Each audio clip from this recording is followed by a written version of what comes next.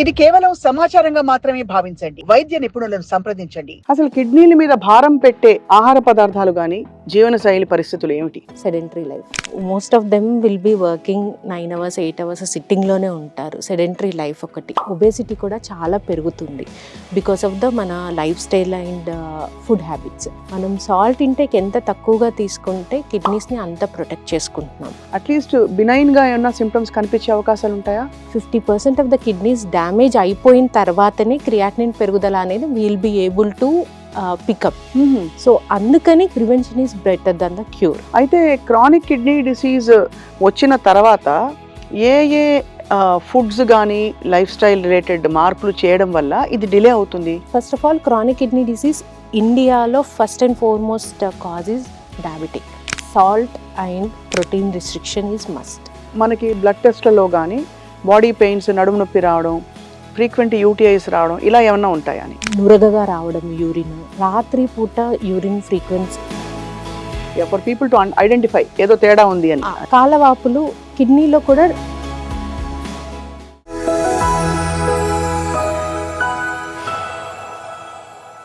Hello and welcome to Sakshi life.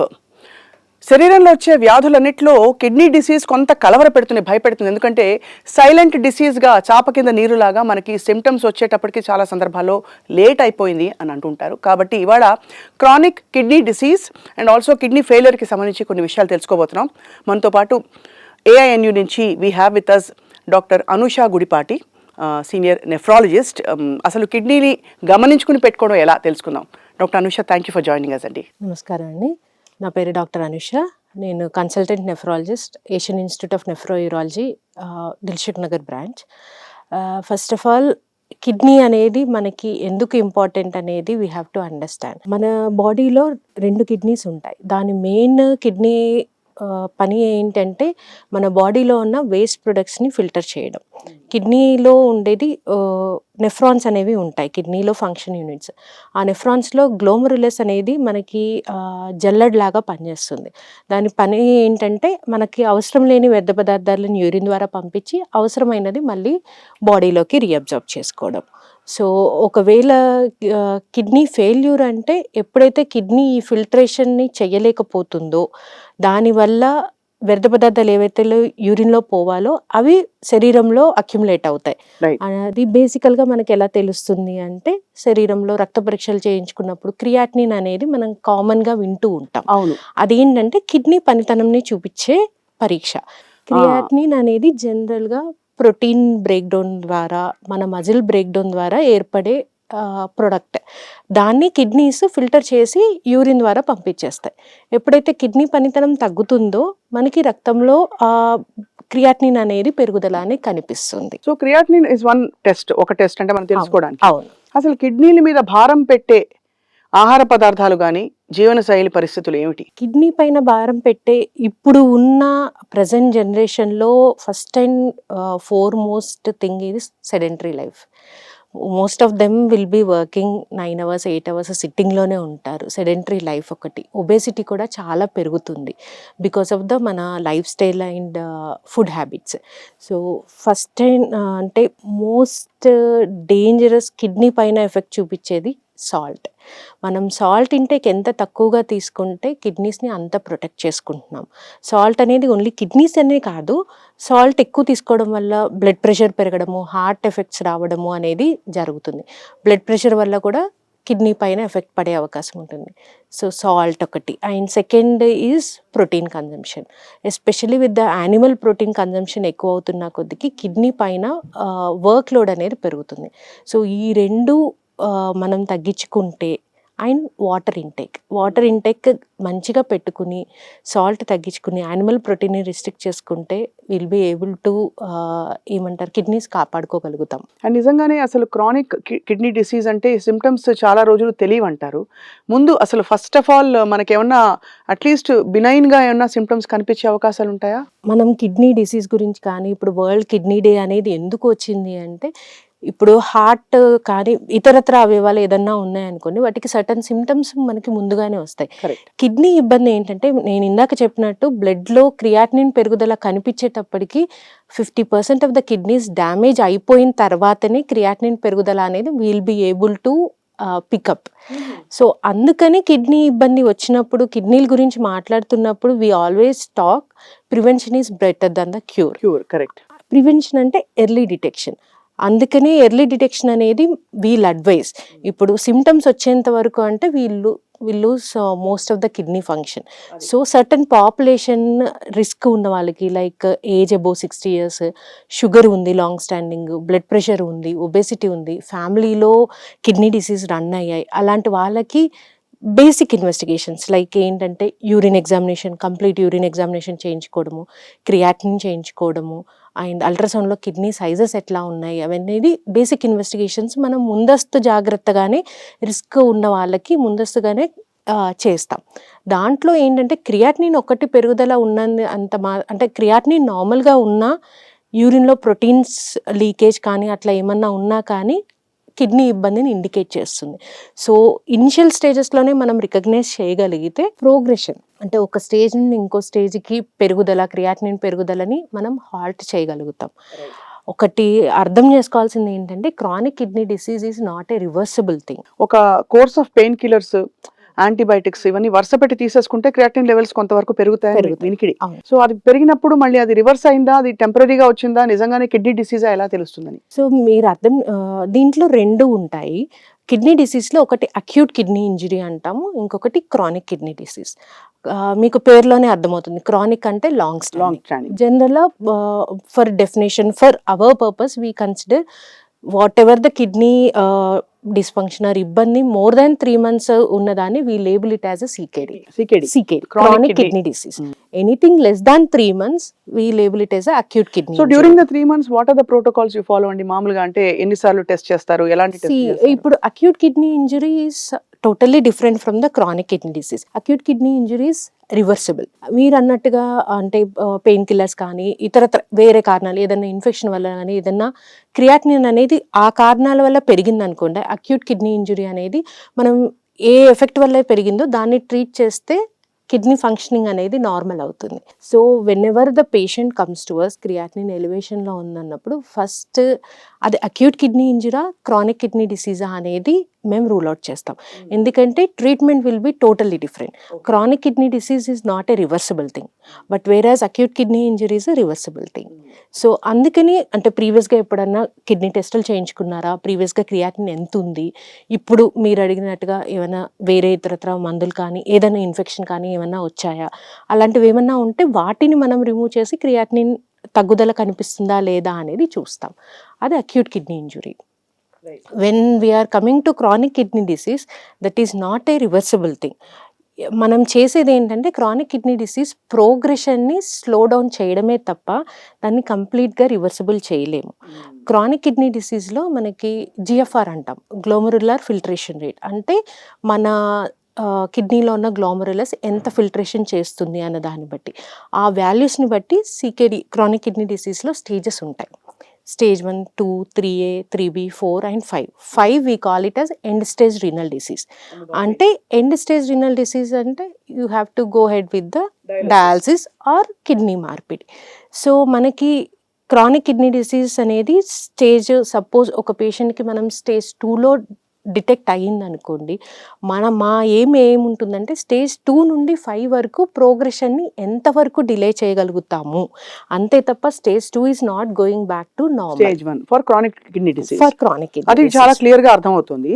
అయితే chronic kidney disease వచ్చిన తర్వాత ఏ ఫుడ్స్ కానీ లైఫ్ స్టైల్ రిలేటెడ్ మార్పులు చేయడం వల్ల ఇది డిలే అవుతుంది? బేసికల్గా first of all chronic kidney disease ఇండియాలో first and foremost cause is diabetic.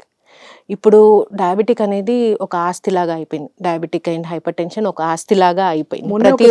Senior diabetologist చెప్పారండి, వరల్డ్ దీనిలో ఇండియా నంబర్ 2 అట ఇప్పుడు, చైనా నంబర్ 1. మనం నార్మల్గా వినేటప్పుడు కూడా 40 years తర్వాత వాళ్ళకు 45 ఎబోవ్ వాళ్ళకి షుగర్ అండ్ బీపీ వస్తుంది అనేది వినేవాళ్ళం. ఇప్పుడు అంత 30-35 years ఆఫ్ యంగ్ జనరేషన్కి కూడా డయాబెటిక్ అండ్ హైపర్ టెన్షన్ అనేది అంత కామన్ అయిపోయింది. ఇప్పుడు 30 yearsకి సపోజ్ ఒకరికి డయాబెటిక్ అనేది డిటెక్ట్ అయ్యింది అనుకోండి, లైఫ్ స్పాన్ మనం ఒక 60 years 65 years చూసుకుంటే 30 years ఆఫ్ వాళ్ళ లైఫ్ డయాబెటీస్తో వాళ్ళు ఉండాలి. సో ఆ డయాబెటీస్ అనేది కంట్రోల్లో లేకపోతే అది కిడ్నీ పైన ఎఫెక్ట్ పడే అవకాశం ఉంటుంది. దాన్ని డయాబెటిక్ నెఫ్రోపతి అంట. సో మనం ఒకసారి కిడ్నీ డిసీజ్ని డిటెక్ట్ చేసినప్పుడు what is the cause for the kidney disease chronic, అది డయాబెటికా లేకపోతే ఏంటి? డయాబెటిక్ అంటే మనం డయాబెటిక్ అనేది ఖచ్చితంగా కంట్రోల్లో పెట్టుకోవాలి. 3 months షుగర్ వాల్యూని ఇండికేట్ చేసేది HbA1c అని వాల్యూ ఉంటుంది. అది మనం we advise them to maintain around 7. And diabetic వచ్చిన తర్వాత కిడ్నీ ఇబ్బంది అట్లా వచ్చినప్పుడు ఆటోమేటిక్గా హైపర్ టెన్షన్ అనేది యాడ్ అవుతుంది. సో బీపీ కంట్రోల్ అనేది ఖచ్చితంగా ఉండాలి. అండ్ ముందు మాట్లాడుకున్నట్టుగా డైట్లో salt and protein restriction is must. So salt నార్మల్గా అయితే 2 grams of sodium will be enough for day. అంటే మన భాషలో చెప్పాలంటే ఒక table spoon of salt for 24 hours will be enough. So ఆ రిస్ట్రిక్షన్ పెడతాము. అండ్ ప్రోటీన్ రిస్ట్రిక్షన్కి వచ్చేసరికి జనరల్గా we convey them to avoid the red meat. And animal protein restriction is we'll advise them.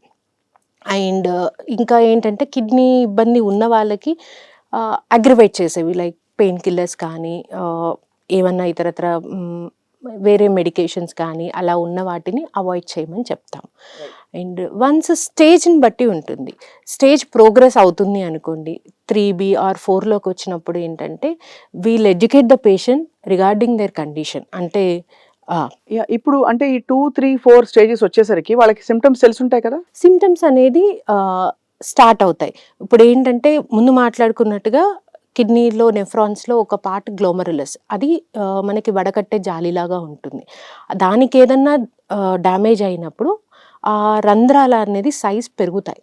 పెరిగినప్పుడు ప్రోటీన్ లీక్ అనేది యూరిన్లో కనిపిస్తుంది. But అదంతా scan చేస్తే, స్కాన్ అని కాదు, స్కాన్ చేసే లోపు మనకి బ్లడ్ టెస్ట్లలో కానీ బాడీ పెయిన్స్, నడుము నొప్పి రావడం, ఫ్రీక్వెంట్ యూటీఐస్ రావడం ఇలా ఏమన్నా ఉంటాయని. Frequent UTIs is totally different. అంటే క్రానిక్ కిడ్నీ డిసీజ్ ఉన్న వాళ్ళకి ఫ్రీక్వెంట్ యూటీఏస్ అనేది కాదు. Maybe because of the frequent UTIs or renal stones ప్రీవియస్గా ఉండి దానివల్ల కిడ్నీ డ్యామేజ్ అయ్యి క్రానిక్ కిడ్నీ డిసీజ్ అనేది రావచ్చు. Per se chronic kidney disease symptoms అంటే ఒకవేళ నేను చెప్పినట్టుగా గ్లోమరులస్ అనేది ఎఫెక్ట్ అయ్యి యూరిన్లో ప్రోటీన్స్ అనేది పోతున్నాయి అనుకోండి, మనం పేషెంట్కి ఇనిషియల్గానే ఎవాల్యుయేట్ చేసినప్పుడు యూరిన్లో ప్రోటీన్స్ లీకేజ్ కనిపించడము అది టెస్ట్లో బయటపడుతుంది. సిమ్టమ్స్ వచ్చేసరికి ప్రోటీన్స్ పోతున్నప్పుడు కాలవాపు రావడము, నురగగా రావడము యూరిన్, అండ్ రాత్రి పూట యూరిన్ ఫ్రీక్వెన్సీ పెరగడము. ఇదే అడుగుతున్నాను, so that for people to identify ఏదో తేడా ఉంది అని. కాలవాపులు అది అంటే కిడ్నీలో కూడా నెఫ్రాన్స్లో కూడా 2 parts ఉంటాయి. గ్లోమరులా ఎప్పుడైతే ఇన్వాల్వ్ అవుతుందో వాళ్ళకి సిమ్టమ్స్ కొంచెం ఎర్లీగా వస్తాయి. ఎందుకంటే ప్రోటీన్ లీకేజ్ ఉండడం వల్ల కాలవాపులు అనేది మోస్ట్ కామన్ సిమ్టమ్. కాలవాపులు రాగానే దే విల్ కమ్ టు నెఫ్రాలజిస్ట్ని, అంటే కిడ్నీ ఇబ్బంది ఉంది అనేది రికగ్నైజ్ చేయగలుగుతారు. ఇంకో పార్ట్ ఏముంటుందంటే గ్లోమరులాస్ కాకుండా ట్యూబ్యూల్స్ అంటాం. అవి మెయిన్గా ఏంటంటే వాటర్ అండ్ ఈ ఎలక్ట్రోలైట్స్ అంటాం కదా, సోడియము, ఈ బ్యాలెన్స్ని మెయింటైన్ చేస్తూ ఉంటాయి. వాళ్ళకి ఏంటంటే లాస్ట్ స్టేజ్లో ఉన్నప్పటికీ యూరిన్ అనేది మెయింటైన్ అవుతూ ఉంటుంది అండ్ ప్రోటీన్ లీకేజ్ అనేది తక్కువగా ఉండడం వల్ల కాలవాపులు అట్లా రావు. వాళ్ళలో ఏంటంటే లేట్ స్టేజెస్ మీరు అన్నట్టుగా 3B, 4 or 5లో వచ్చినప్పటికీ క్రియాటినిన్ అనేది ఎక్కువ అవ్వడం వల్ల వామిటింగ్స్ రావడము, ఆకలి లేకపోవడము, ఒళ్ళు దురద రావడము, తొందరగా అలసట, ఇవన్నీ ఉంటాయి. సో ఏమవుతుందంటే అవన్నీ అనేది ఓన్లీ కిడ్నీకి ఆ సిమ్టమ్స్ అనేది కోరిలేట్ చేయలేకపోతారు. నార్మల్గా మీకు వామిటింగ్స్ ఆకలి లేకపోతే కిడ్నీ అనేది ఎవరు ఆలోచించరు. సో చాలాసార్లు ఏమవుతుందంటే వాళ్ళు గ్యాస్ట్రోఎంట్రాలజిస్ట్కు, ఫిజిషియన్ దగ్గరకు వెళ్ళినప్పుడు నార్మల్ బ్యాక్టీరియా వేసుకో, అది వేసుకో, ఇది వేసుకో అని చెప్తారు. అండ్ నార్మల్ రొటీన్ వాళ్ళ ఇన్వెస్టిగేషన్స్లో చాలామందికి క్రియాటినిన్ అనేది టెస్ట్ చేయించినప్పుడు దాంట్లో క్రియాటినిన్ ఎక్కువగా ఉన్నప్పుడు వాళ్ళు రిఫర్ చేసిన కండిషన్స్ కూడా ఉంటాయి. So CKD is like silent thing until unless stage 4 3B వచ్చేంత వరకు సిమ్టమ్స్ అనేది. ఇప్పుడు ఒక interesting and very pertinent question doctor Anusha, కిడ్నీలు రెండు ఒకేసారి పాడవుతాయా, ఒకటే పాడవుతుందా? ఇప్పుడు నేను ముందు మాట్లాడినట్టుగా షుగర్ కానీ, బీపీ కానీ, ఇంకా కొన్ని జన్యుపరంగా వచ్చే కారణాలు కానీ, లూపస్ నెఫ్రైటిస్ అంటే కనెక్టివ్ టిష్యూ ఇతరత్ర వాటి వల్ల అయినప్పుడు 2 కిడ్నీల్లోనూ సేమ్గా జరుగుతుంది. ఓకే. సో కాకపోతే ఇంకా కొన్ని కండిషన్స్ లైక్ ఒకవేళ స్టోన్ కానీ అలా ఏమన్నా ఉంటే సింగిల్ కిడ్నీని ఎఫెక్ట్ చేస్తాయి. సో సిస్టమిక్గా మనం చూసేవన్నీ 2 సైడ్ ఆఫ్ 2 కిడ్నీస్ని ఎఫెక్ట్ చేస్తాయి. అది చాలా డేంజరస్ కదా, ఎందుకంటే ఒక కిడ్నీ డ్యామేజ్ అయితే అట్లీస్ట్ ఒక కిడ్నీతో సర్వైవ్ అవుతారు అండ్ ఒక కిడ్నీ మార్పిడి కోసం ట్రై చేసుకోవచ్చు. నార్మల్ హ్యూమన్ బీయింగ్కి single functioning kidney will also be enough. చాలా మందికి పుట్టుకతో ఒక కిడ్నీ చిన్నగా ఉండడము లేకపోతే అసలు ఫార్మేషన్ అవ్వకపోవడము జరుగుతుంది. వాళ్ళు 40 years 50 years ఏదో వేరే కారణాల వల్ల అల్ట్రాసౌండ్ చేయించుకున్నప్పుడు కూడా వాళ్ళకి తెలిసే అవకాశం ఉంటుంది. సో క్రియాటినిన్ పెరుగుదల కనిపించింది, కిడ్నీ ఇబ్బంది ఉంది అంటే 2 కిడ్నీలో ఇబ్బంది, ఏ ఒక్కటి కిడ్నీ మనకి పనిచేసినా కానీ క్రియాటినిన్ రేజ్ అనేది కనిపించదు. కాకపోతే అక్కడ అర్థం చేసుకోవాల్సింది ఏంటంటే సింగిల్ ఫంక్షనింగ్ కిడ్నీ, ఒక కిడ్నీ ఉన్నప్పుడు మనం 2 కిడ్నీలు చేయాల్సిన పనిని సింగిల్ కిడ్నీ చేస్తున్నప్పుడు దానిపైన వర్క్ లోడ్ తగ్గించాలి. సో దానికి కూడా మనం ఏదైతే డైట్ ముందు డిస్కస్ చేసుకున్నామో దాన్ని ఫాలో అవుతాము. And once in a while like 3 monthsకి ఒకసారి 6 monthsకి ఒకసారి రొటీన్ యూరిన్ ఎగ్జామినేషన్, క్రియాటినిన్ ఇవి టెస్ట్లు మనం అడ్వైస్ చేస్తాం. సో దట్ ఏమన్నా పెరుగుదల ఉంది అనుకుంటే we can detect it early and we can halt the progression. Chronic kidney disease తో పాటు రీనల్ బయాప్సీ చేయాల్సిన సందర్భం ఎప్పుడు వస్తుంది, అవసరం ఏమొస్తుంది? రీనల్ బయాప్సీ అనేది మనకి ఇప్పుడు ఎట్లా అయితే క్రియాటినిన్ పెరుగుదల కానీ యూరిన్లో మనం ప్రోటీన్ లీకేజ్ కనిపిస్తుంది, ఇవన్నీ ఏం ఇండికేట్ చేస్తున్నాయంటే కిడ్నీలో ఇబ్బంది ఉంది అనేది. ఆ కిడ్నీ ఇబ్బంది దేనివల్ల వచ్చింది ఎగ్జాక్ట్గా, ఇప్పుడు కిడ్నీలో కూడా చాలా డిసీజెస్ ఉంటాయి కిడ్నీ పాడవడానికి, అది ఎగ్జాక్ట్గా ఏ డిసీజ్ వల్ల వచ్చింది అనేటప్పుడు అనేది మనం కన్ఫర్మేషన్కి తెలుసుకోవడానికి రీనల్ బయాప్సీ అంటాం. అంటే కిడ్నీలోంచి సన్నటి దారం అంటే మన హెయిర్ స్ట్రాండ్ అంత సన్నగా ఉండేవి 2 pieces తీసి పంపిస్తాం. మీరు ఇందాక అడిగారు 2 కిడ్నీస్లోనూ సేమ్ జరుగుతుందా అని. ఎప్పుడైనా మనం రీనల్ బయాప్సీ చేసినప్పుడు 2 కిడ్నీస్లో నుంచి పీసెస్ తీయము. జనరల్గా we prefer left side. That indicates what ever is happening in the left kidney that is also happening in the right kidney. So అది యూరిన్లో ఎప్పుడైతే ప్రోటీన్స్ లీకేజ్ అది ఉంటుందో, యూరిన్ ప్రోటీన్ లీకేజ్ అవి ఉన్నప్పుడు జనరల్గా proteinuria is the common indication for renal biopsy. So అది చేస్తాం. It's like minimally invasive, 1 day admission requirement ఉంటుంది అంతే. అల్ట్రాసౌండ్ గైడెడ్లో చిన్న అంటే లోకల్ అక్కడ వరకు మత్తు ఇచ్చి చిన్న బయాప్సీ అంటే ఇంజెక్షన్ ద్వారా మనం ముఖ పరీక్షకు చేయిస్తాం. So it's like safe and pretty common thing will get to do. అంటే డయాగ్నోస్ చేయడానికి రీనల్ బయాప్సీ అనేది కామన్గా చేసేది. ఇట్స్ లైక్ ఏదో చాలా ఇన్వేజివ్ చాలా రేర్గా చేసేది కాదు.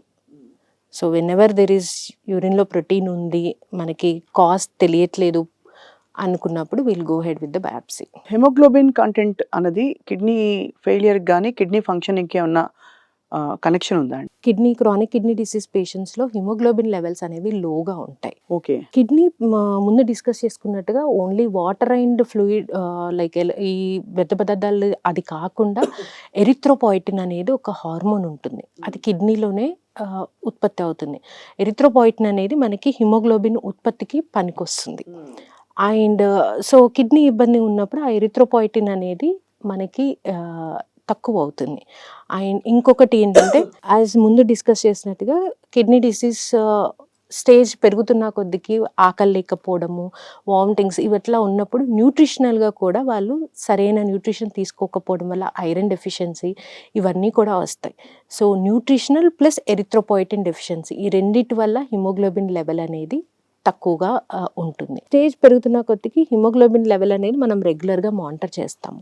So we try to maintain 10.5 to 11.5 అట్లా మెయింటైన్ చేయడానికి హిమోగ్లోబిన్. సో దాన్ని బట్టి మనం ఐరన్ సప్లిమెంటేషన్ ఇవ్వడము, ఎరిథ్రోపాయిటిన్ కూడా మనకి ఇంజెక్షన్ రూపంలో వస్తుంది.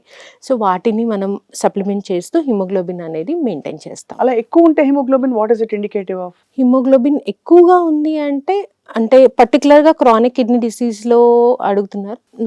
నార్మల్గా అండ్ ఎనీ అంటే 14 ఉందనుకోండి. ఇన్ జనరల్ పాపులేషన్లో హిమోగ్లోబిన్ ఎక్కువగా ఉండడానికి స్మోకింగ్ చేస్తున్నారా, అండ్ హై ఆల్టిట్యూడ్ ఎక్కువ అంటే ఏమంటారు హై ఆల్టిట్యూడ్లో ఉన్న వాళ్ళకి అక్కడ ఉన్న వాతావరణానికి అక్కడ ఆక్సిజన్ లెవెల్స్కి తక్కువగా ఉండడానికి దాన్ని అనుగుణంగా బాడీలో హిమోగ్లోబిన్ అనేది ఎక్కువగా ఉంటుంది. ఓకే. ఏవి ఫిస్టులా అంటే ఏంటి డాక్టర్ అనుష? ఏవి ఫిస్టులా అనేది మనకి నెఫ్రాలజిస్ట్కి కానీ డయాలసిస్ పేషెంట్స్కి that is a life line. Right. So dialysis అంటే ఏదైతే కిడ్నీ పని చేయట్లేదో మనం బయట మిషన్ ద్వారా ఆ వ్యర్థ పదార్థాలని తీసేయడానికి జనరల్గా weekly 2 times or 3 times depending upon the patient symptoms and urine ఎట్లా వస్తుందని. సో ఆ మిషన్కి మనం ఒక సర్టన్ స్పీడ్లో బ్లడ్ పంపించి అది ప్యూరిఫై అయిన తర్వాత మళ్ళీ మనం పేషెంట్ శరీరంలోనికి ఎక్కించాలి. సో అది చెయ్యడానికి మనకు ఒక యాక్సెస్ అనేది కావాలి. దాందే ఏవి ఫిస్టులా అంటే మన ఓన్ ఆర్టరీని వెయిన్ని జాయిన్ చేస్తారు. సో ఆర్టరీని వెయిన్ని జాయిన్ చేసినప్పుడు వెయిన్ అనేది లావ్ అవుతుంది. సో ఆ లావ్ అయిన వెయిన్కి మనం నీడిల్స్ కనెక్ట్ చేస్తాం. నీడిల్స్ పెట్టి దాన్ని మిషన్ ద్వారా కనెక్ట్ చేసి సో హోల్ డయాలసిస్ అనేది దాని ద్వారా నడుస్తుంది. సో ఏవి ఫిస్టులా ఎందుకు ఇంపార్టెంట్ అంటే మిగతా ఏవి ఫిస్టులా అనేది మన ఓన్ ఆర్టరీ వెయిన్ని కలుపుతున్నాం. అక్కడ బయట నుండి పెట్టే మిషన్ కానీ ఏమీ ఉండదు. సో ఇన్ఫెక్షన్ రేట్ అనేది చాలా తక్కువ. సో అండ్ అది ఏంటంటే పర్మనెంట్. సో ఏవి ఫిస్టులా అనేది డయాలసిస్ పేషెంట్స్కి కానీ నెఫ్రాలజిస్ట్కి కానీ it's a life line. So మీరు ఇందాక అడిగినట్టుగా అంటే సికేడి స్టేజ్ పెరుగుతున్న కొద్దికి పేషెంట్స్ని ఎట్లా ప్రిపేర్ చేస్తారు అనేది. సో ఫస్ట్ అది రివర్సిబుల్ కాదు అనేది వాళ్ళకి అర్థం కావాలి. అది చాలా ఇంపార్టెంట్ ఫ్యాక్టర్. ఎస్ అండ్ 3B or 4కి దాటినప్పుడు దే హ్యావ్ టు అండర్స్టాండ్ ఇంకా క్రియాటిన్ పెరిగితే we'll educate them regarding the dialysis ఏంటి, ట్రాన్స్ప్లాంట్ ఆప్షన్స్ ఉన్నాయా. అండ్ ఈ ఏవి ఫిస్టులా ఏదైతే మాట్లాడుకున్నామో అది చేసిన వెంటనే వాడడానికి ఉండదు. వెయిన్ మనకి సర్టెన్ క్యాలిబర్ రావడానికి 4 to 6 weeks పడుతుంది. సో మనం ముందస్తు జాగ్రత్తగా సికేడి 4లోకి వచ్చారు, క్రియాటిన్ పెరుగుదల కనిపిస్తుంది, వీళ్ళు నియర్ ఫ్యూచర్లో ఒక 2 months 3 monthsలోనూ డయాలసిస్కి వెళ్తారు అనుకున్నప్పుడు ముందస్తు జాగ్రత్తగానే మనం ఫిస్టులా అనేది క్రియేట్ చేసి పెడతాం. సో అదేంటంటే 1-2 months పడుతుంది. ఈ టైం పీరియడ్లో ఫిస్టులా మనకి రెడీగా ఉందనుకోండి, ఒకవేళ పేషెంట్కి సిమ్టమ్స్ స్టార్ట్ అవుతున్నాయి ఆర్ స్టేజ్ ప్రోగ్రెస్ అయ్యింది, డయాలసిస్ స్టార్ట్ చేసుకోవాలనుకున్నప్పుడు డైరెక్ట్గా ఫిస్టులా తోటి మనం స్టార్ట్ చేస్తాం. Very interesting. The importance of spreading education about renal health. I think బహుశా మీరు చెప్పిన ఫస్ట్ పాయింట్లోనే ఉంది. It's not reversible and symptoms వచ్చేంత వరకు వెయిట్ చేయడానికి మేజర్ కిడ్నీ ఫంక్షనింగ్ అనేది లాస్ అయితేనే సిమ్టమ్స్ స్టార్ట్ అవుతాయి. అది that is the major thing why we ask for అంటే రెగ్యులర్ హెల్త్ చెకప్స్ కానీ రెగ్యులర్ చిన్న 3 టెస్ట్లు urine examination and creatine and ultrasound ఇవి ఎందుకు చేయించుకోమని అంటామంటే early detection is always better. So symptoms వచ్చేంత వరకు వెయిట్ చేసామంటే will be like 50% of the kidneys are damage అయిపోయింది. చాలా కష్టం అవుతుంది ఆ తర్వాత. So 1 diabetes, 2 sedentary lifestyle, 3 excessive use of protein foods కావచ్చు, కిడ్నీని భారం చేసే ఏ ఫుడ్స్ అయినా, ఏ మెడిసిన్స్ అయినా, sometimes excessive exposure to pollution, pesticides ఇవన్నీ కూడా కిడ్నీ మీద భారం వేస్తాయి కదండి పాపం. అది కాబట్టి జాగ్రత్తగా కిడ్నీని గాజు పదునుగా చూసుకోవాలి. అయితే prevention is always better than the cure. వాళ్ళు చాలా యూస్ఫుల్గా ఇన్ఫర్మేటివ్గా చాలా విషయాలు చెప్పినందుకు మా వ్యూవర్స్కి మీకు ధన్యవాదాలు doctor Anusha. Thank you so much అండి.